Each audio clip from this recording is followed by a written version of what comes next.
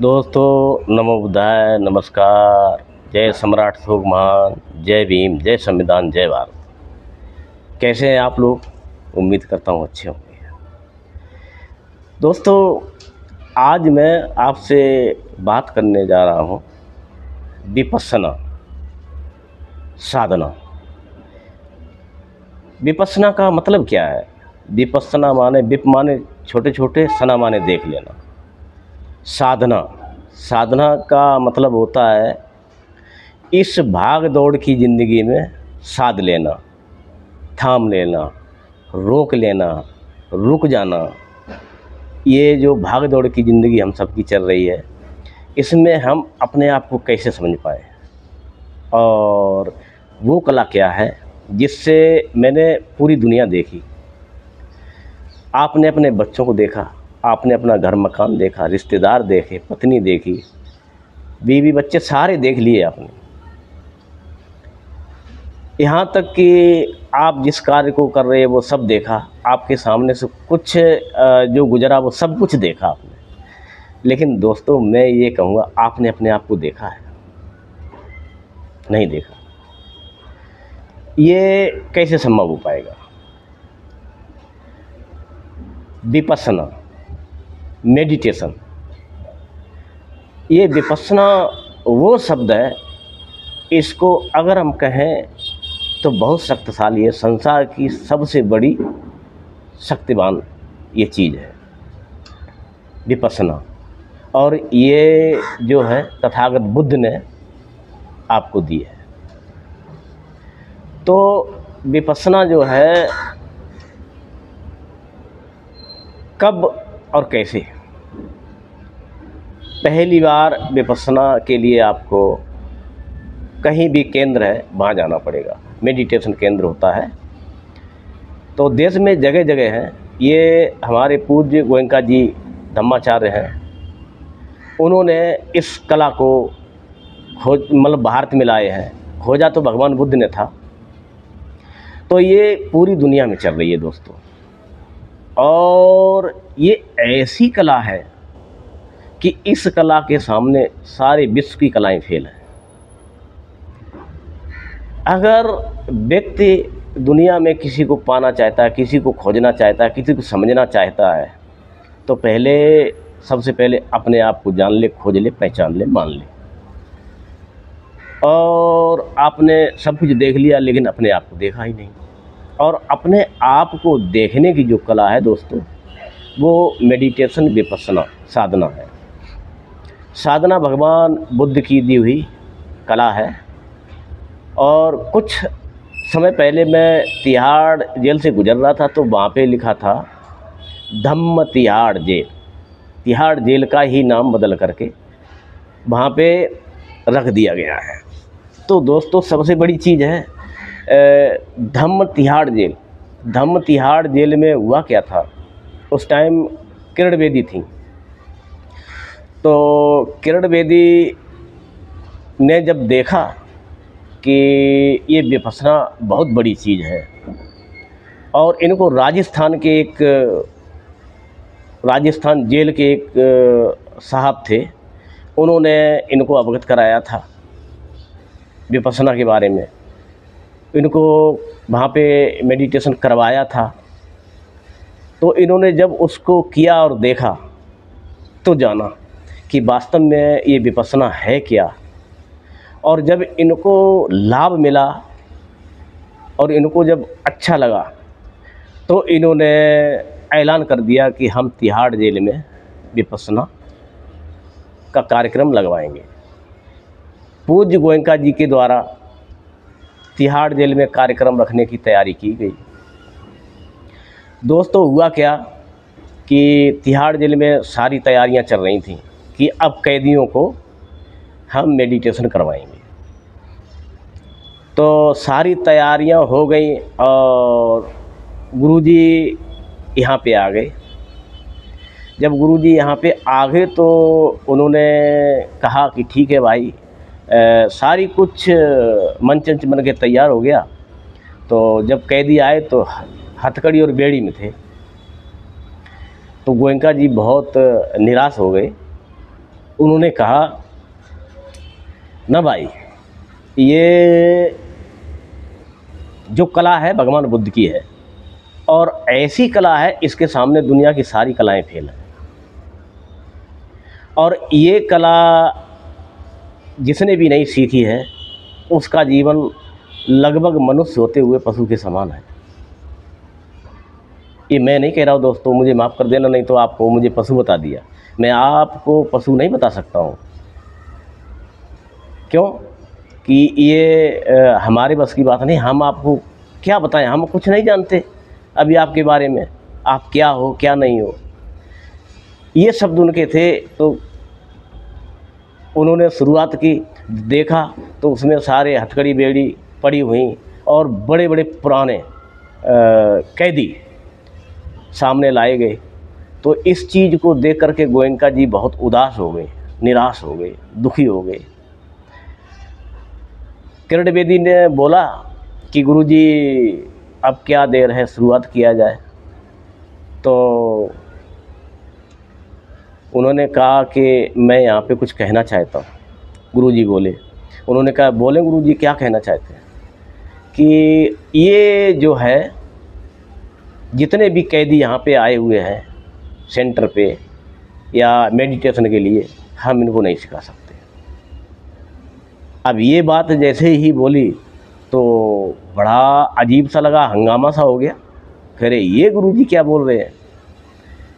कह रहे बोल क्या रहा हूँ, सबसे बड़ी चीज़ है ये जो मेडिटेशन है, ये भगवान बुद्ध की वो कला है जो हथकड़ी और बेड़ी से परे है, ये जंजीरों से परे है, ये बंधन से परे है। बंधन खोलने के लिए तो हम ये मेडिटेशन कराते हैं, और बंधन में ही जकड़ के हम लोगों को बंदी बना करके और हम उसको मेडिटेशन में, ये तो फिर नेचुरल चीज़ कहाँ पे रही, सत्य कहाँ रहा? तो उन्होंने कहा फिर गुरुजी क्या हो सकता है? उन्होंने कहा हो क्या सकता है, हो ये सकता है कि जितने भी कैदी हैं इनको पहले हथकड़ी बेड़ी जो भी पड़ी हुई हैं, जंजीरें पड़ी हैं, बंदिश में, ये बिल्कुल बंदिश से अलग हटके लाया जाए। अब इसमें तो बड़ा सोचनीय प्रश्न हो गया। अब सारा किरण बेदी जी तो बड़ी दुखी हो गई, उदास के ऐसा कैसे हो सकता और स्टेप मैं कैसे ले लूँगी। ये बहुत बड़ी बात थी दोस्तों कि मेडिटेशन करवाना ज़रूरी था, और इस तरह की जो बातें आ रही थीं तो उन्होंने कहा इतने बड़े बड़े कैदी हैं, पूरे भारत के कोने कोने से आए हुए कैदी लोग हैं, और यहाँ पर इस तरह की गुरुजी बात कर रहे हैं, तो हम ये इतना बड़ा स्टेप कैसे ले पाएंगे। किरण बेदी जी बहुत घबराई, बहुत परेशान हो गई। गुरुजी से कहा नहीं गुरुजी कोई बात नहीं, एक बार ऐसे करवा दो, एक दो बार करवा दो, फिर हम इनकी हथकड़ी बेड़ी भी खुलवा देंगे आगे चल के। तो गुरुजी की एक ही जिद थी, नहीं ऐसा नहीं होगा, हम जब तक विपश्यना इनको नहीं सिखा सकते, हम कोई कतई कदम आगे नहीं बढ़ा सकते जब तक ये बंदिश से आज़ाद नहीं होंगे। अब दोस्तों देखिए, हम आप क्या चीज़ हैं, घर में कहते टाइम नहीं है, सोचते हैं कि यार टाइम नहीं निकला 11 दिन का, नहीं जा पाए, ये काम मेरा वो काम मेरा। यार ये ज़िंदगी जो आपकी बनी है, इसमें ऐसा कोई दिन बता दो जिस दिन आपका काम में नाकाम हो। है कोई ऐसा कोई दिन है आपको लग रहा है? या आपने जितने भी अपने ज़िंदगी के अमूल्य दिन काटे हैं दोस्तों, उसमें से कोई ऐसा दिन आया है जिस दिन आपके पास कोई काम ना हो, आपका दिमाग बैठ गया हो, शांत पड़ गया हो कि अब मुझे काम नहीं, आराम कर लें? आए दिन भागम भाग कोई न कोई काम दोस्तों रहती है, और ये ज़िंदगी जो है ऐसे ही सने सने इंसान की पूरी लाइफ चली जाती है, पूरी लाइफ ख़त्म, कुछ नहीं सीख पाया। दोस्तों 11 दिन का शिविर है, इसको एक बार देखिए तो करके, और देखिए क्या आपने खोया और क्या पाया। बहुत बड़ी ताकत है मेडिटेशन में, विपश्यना में।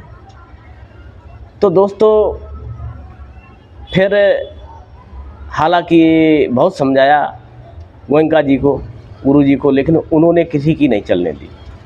उनका एक ही जिद थी कि इनकी बिल्कुल ये जंजीरें हटा दी जाए, तभी हम इनको सिखा सकते हैं, नहीं तो नहीं। अब ये अपनी जिद पे और वो अपनी जिद पे। वो कह रहे गुरुजी इतना बड़ा ख़तरनाक स्टेप मैं कैसे ले पाऊँगी। कह रहे नहीं, अपने लोगों से बात करो। स्थगित कर दी उस दिन का कार्यक्रम। जब आपका मन बने तब मुझे बता देना, मैं आ जाऊँ। अब इसके लिए किरण द्विवेदी जी को टाइम चाहिए था, क्योंकि अकेले तो इतना बड़ा स्टेप कैसे ले पाएंगी। इन्होंने क्या किया कि ठीक है गुरुजी, मैं जब भी इस तरह का मंच बना हुआ है, सारा कुछ है, अगर आप दे सकते हो दे दो। रिक्वेस्ट करी, निवेदन किया, और लोग भी बुलाए, उनने भी निवेदन रिक्वेस्ट किया। गुरुजी ने किसी की बात मानी नहीं। अब हुआ ये कि गुरुजी चले गए। अब सारे लोगों की बैठक हुई, सारे लोगों की बातचीत हुई, उसमें निष्कर्ष निकला चलो गुरुजी इतना बड़ा कदम उठाने जा रहे हैं तो कुछ तो बात है। और किरण द्विवेदी भी ये बात कह रही थी कि ये सारे ठीक हो जाएंगे, सारे शांत पड़ जाएंगे और सबके समझ में आएगा ये ऐसी चीज़ है। हम लोग पुलिस का बंदोबस्त ज़बरदस्त कर देते आसपास, और इनको जो है इस तरह से रखा जाए। अब किरण द्विवेदी के ऊपर बड़ा दबाव था, सारे लोगों से उन्होंने, जेलर वगैरह और जो भी थे सबसे इन्होंने, जितने भी बड़े बड़े कर्मचारी थे या मंत्री संतरी, उनसे सबसे बातचीत कर करा के दोस्तों ये कार्यक्रम फिर पुनः तैयार किया गया। गुरुजी से बात की गई। गुरुजी ने कहा ठीक है, अगर ऐसी बात है कि ये जंजीरों में नहीं आएंगे तो हम इनको विपश्यना बिल्कुल सिखाएंगे। अगर ये जंजीरों में आएंगे तो मेडिटेशन हम नहीं सिखा पाएंगे। तो बात हो गई लिखित तौर पे सारी, और इतनी सारी कड़ी पुलिस की सुरक्षा, कहा जाए तो चप्पे चप्पे पर पुलिस लगा दी। गुरुजी को बुलाया, बुलाने का टाइम था, रात को मंच तैयार हो गया सारा कुछ। रात को आंधी आ गई बड़ी ज़बरदस्त, आंधी आई, सारा मंच फंच सब फटफटा गया और तहस नहस हो गया सारा कार्यक्रम दोस्तों। तो किरण द्विवेदी जी बहुत मतलब सोच में पड़ गई, ये हो क्या रहा है। मतलब इतनी बड़ी तैयारी ज़बरदस्त की थी, इसमें भी विवधान हो गया है, क्या कर सकते हैं, बड़ी परेशान। लेकिन उन्होंने फटाफट तैयारियां करके और गुरुजी का कार्यक्रम के समय से पहले पहले उन्होंने पूरी तैयारी विस्तार से करके सेट कर दी दोस्तों। अब कार्यक्रम चला, कार्यक्रम चलने के बाद में, इसके बाद जो कैदी थे उनके ऊपर कड़ी नज़र, एकदम पुलिस वाले सीधी राइफल तान के रखते थे। तो हालांकि कोई दुर्घटना नहीं हुई, बराबर कार्यक्रम चला। तो कार्यक्रम चलने के बाद में जब समापन हुआ तो उसमें से सारे कैदियों से पूछा गया कैसा लगा। उसमें आधे तो कैदी रो रहे थे, जिन्होंने पाप किए। किसी के, एक कैदी की मैं बात बता रहा हूँ, उसने उसका पति को मार दिया था, वो शायद उधर साउथ का था। तो उसने कहा कि गुरुजी मेरी एक इच्छा पूरी की जाए कि उस बहन को बुलाया जाए, मैं उससे माफ़ी मांगना चाहता हूँ। अब इधर गुरुजी की ये भी अच्छी बात थी कि वो इच्छा पूरी करते थे किसी की। तो उन्होंने कहा ठीक है भाई, बुलाया जाए। तो उस बहन को बुलाया गया जिसके पति को इसने गोली मारी थी कैदी ने। और जब वो महिला आई तो उसके पैरों पे पड़कर और रो कर के बहुत ज़बरदस्त माफ़ी मांगी। माफ़ी मांगी और उसने ये कहा, बहन मैं जैसे ही ये जेल से बाहर निकला, मैं तेरा पूरी ज़िंदगी खर्चा में चलाऊँगा, तू आज से मेरी बहन है, राखी बांध। और उसने फिर वहीं पे राखी बांधी तिहाड़ जेल में। तो दोस्तों, कहने का मतलब ये है कि मेडिटेशन इतनी शक्ति है कि जानवर को इंसान बनाने की शक्ति रखता है मेडिटेशन। मैंने देखा है करके, मैं भी गया हुआ हूँ। और जो व्यक्ति वहाँ पे गया, जिसने वास्तव में अपना विचार और मन एक जगह लगा लिया, सांस को आती जाती सांस को नित नित रखे ध्यान, जिसने रखा है और अपने आप को देखा है, और निश्चित ही 100% बदला है, इसमें कोई दो राय नहीं। तो ये जो मेडिटेशन है क्या, कि ये एक इतना बड़ा जंगली हाथी है दोस्तों। मैं एक छोटी सी कहानी के रूप में आपको दिखा देता हूँ कि मेडिटेशन क्या है। ये समझ लो एक मदमस्त हाथी है। इंसान का जो मन है ना, मदमस्त हाथी है। तो ये किसी के काबू में नहीं आता। आपने देखा होगा जब गुस्सा आती है तो अपना शरीर ही काटने लगता है। किसी व्यक्ति को आपने देखा होगा अपने नुकसान कर लेता शरीर का ही, इतना मतलब मस्त हो जाता है। ये इसको इतना ध्यान नहीं रहता कि हम कर क्या रहे हैं। ये विश्व का सबसे बड़ा भयानक शक्तिशाली है। मन से ही सारे कुछ होते हैं।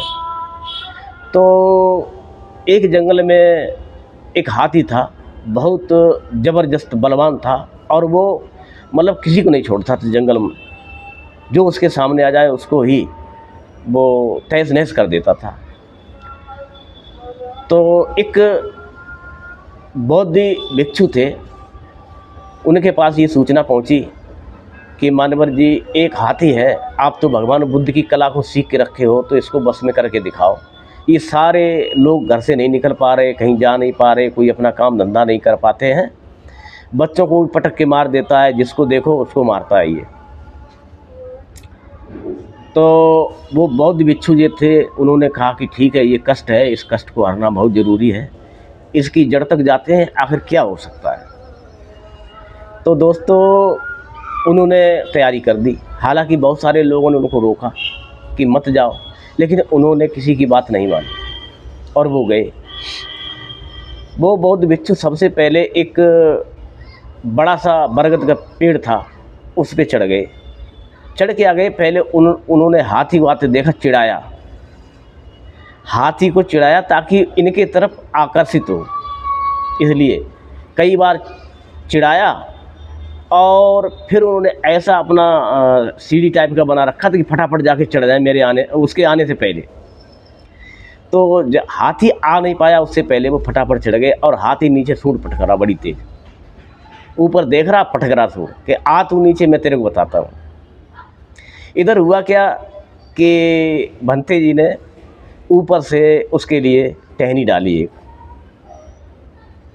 वो फूं फूं कर रहा, नहीं खा रहा। फिर एक टहनी डाली, कुछ देर तक बना रहा। आखिर भूख तो भूख है, घंटे 2 घंटे बाद उसको देखा, हूँ भी करे और खा भी ले थोड़ा बहुत। धीरे धीरे करके जब वो खा लिया सारा और हिले नहीं वहाँ से, कह रहे देखूँगा तुझे हम। तो वो बौद्ध भिक्षु थे, फिर आकर के उन्होंने एक बड़ी सी टहनी नीचे लटका के ऐसी दी। तो हाथी ने जब देखा तो बड़ी तेज मतलब दौड़ा, वो डरे नहीं, उन्होंने ऐसी दे दी, खा ली वो।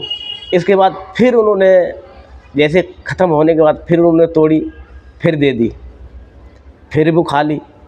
तो वो भंते जी वहाँ कहते हैं कि मैंने पढ़ा है कि 11 दिन तक वहाँ बगैर खाए पिए रहे, पत्ते से गुजारा अपना किया, पत्ते खा करके उस बरगद के। तो वहाँ से फिर नीचे डालते रहे, बराबर वो खाता रहा। धीरे धीरे टहनी तोड़ के उसको पकड़ाने लगे। अब वो पकड़ने लग गया, गुस्सा उसकी ख़त्म होने लग गई, प्यार आ गया उसके अंदर बंते जी के लिए। एक समय वो आया कि धीरे धीरे करके और टहनी उनको बिल्कुल सूंड में पकड़ा दी। एक समय आया मत्था में सहला दिया, दूसरे समय आया सूंड में सहला दिया, फिर वो इतना प्यार करने लग गया बहुत ज़्यादा, फिर वहीं बैठने लग गया, वहीं रहने लग गया, पानी पी के फिर वहीं आ जाता था और ऊपर देखता था कि मुझे लाओ कुछ खाने के लिए। तो भंते जी धीरे धीरे करके डालते रहे। एक दिन सूंड पकड़ी और उसका सर पकड़ा, धीरे धीरे उतर आए और उस हाथी की सवारी कर ली। दोस्तों देखिए, ये मन एक ऐसा है कि हम भी इसकी सवारी कर सकते हैं। इसकी खुराक चाहिए। इसकी खुराक है मेडिटेशन, विपश्यना। इसको जब आप करेंगे तो आपका जो जंगली रूपी मन है, जो आपका ये एक शराब पिए हुए मदमस्त हाथीनुमा आपका मन है, इसको भी आप बस में कर लोगे। और जिस दिन ये आपके बस में हो गया, आपको दुनिया की वो शक्तियाँ मिलेंगी कभी आपने सोचा भी नहीं होगा। दोस्तों, ये ऐसा चंचल मन यही तो हम सब कुछ करवाता है। मन में ही कोई चीज़ पैदा होती है और मन से तन में पैदा हो जाती है। जब तन में पैदा हो जाती तो हरकत में आ जाती है, हरकत में आ जाती तो हम वैसे ही करने लगते हैं। अब आपको चाहिए कि हम पहले सोचें, समझें, मन को पवित्र करें। और मन की खुराक आपने कभी ली नहीं है। शरीर भी बीमार हुआ तो आप डॉक्टर के पास गए, दवाई लेके आ गए, ठीक कर लिया। दोस्तों, मकान खराब हुआ तो आपने लिपाई पुताई करवा दी। हमारे कोई भी सिस्टम है जीवन में ठीक तो करना ही पड़ता है, अपडेट करना पड़ता है, अपने आप को अपडेट करना पड़ता है। शाम को खाना खाते सुबह ब्रश करते हो ना, क्यों? कि दांत गंदे हो गए। ये भी मटेरियल आपने इकट्ठा कर लिया है। खाना खाते हो, रोज़ लेटरिन जाते हो, सारे काम करते हो, नया खाना बनता है, सफाई करनी पड़ती है, रोज़ झाड़ू लगता है, पोंछा लगता है, घर साफ सुथरा रखते हो। अब आप बताइए, कभी मन को आपने सोचा है कि इसको भी सफाई की जरूरत पड़ती है? दोस्तों, और इसकी जो सफाई है ऐसे ही नहीं होगी। जब तक आप मेडिटेशन नहीं करोगे, आपकी सफाई नहीं हो सकती, आपके अंदर करुणा नहीं जाग सकती, आपके अंदर भाव पैदा नहीं हो सकते। दोस्तों, इससे बड़ा मन को साफ सुथरा करने का दुनिया में कोई मंत्र नहीं है, दुनिया में कोई सिस्टम नहीं है। दोस्तों, मैं आप लोगों से निवेदन करूंगा कि आपका टाइम कीमती हो सकता है, आपके लिए आपके बच्चे कीमती हो सकते हैं, आपके लिए आपका रोजगार कीमती हो सकता है। दोस्त, ये आप मन की सफाई कब करेंगे? तन की सफाई तो रोज करके नहाते हैं। दोस्तों, रोज एक बार नहाते हो, और कोई भाई मेरे ऐसे होंगे जो सुन रहे होंगे हमें, वो दिन में 2 बार भी नहाते होंगे, है ना दोस्तों? अब जब नहाते, क्यों नहाते?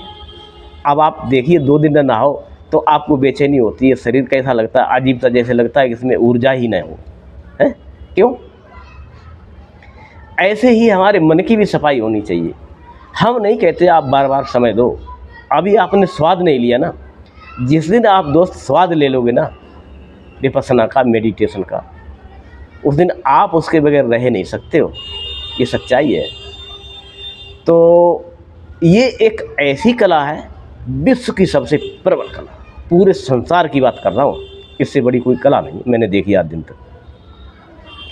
दोस्तों, नहीं टाइम है आपके पास, कोई बात नहीं, आप जाइए ना, एक बार करके आइए। अपने आप सुबह उठ करके आधा घंटा, 15 मिनट, 20 मिनट, 1 घंटा, जितना आपको समय बनता है दीजिए, पर डे करिए, आपको पूरा लाभ मिलेगा।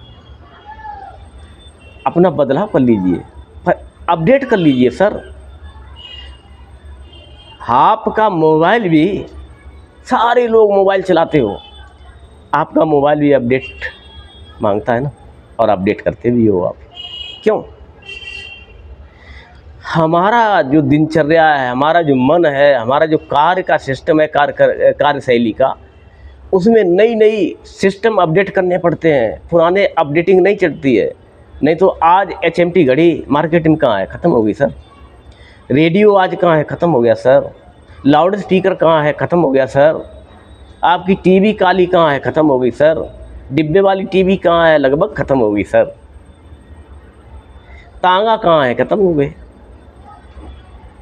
इसी तरह से आपको भी अपनी अपडेटिंग करनी पड़ेगी और अपडेट कर लीजिए। इसमें आपका भला मंगल होगा, कल्याण होगा, अपने आप को जीने की अद्भुत शक्ति पैदा हो जाएगी।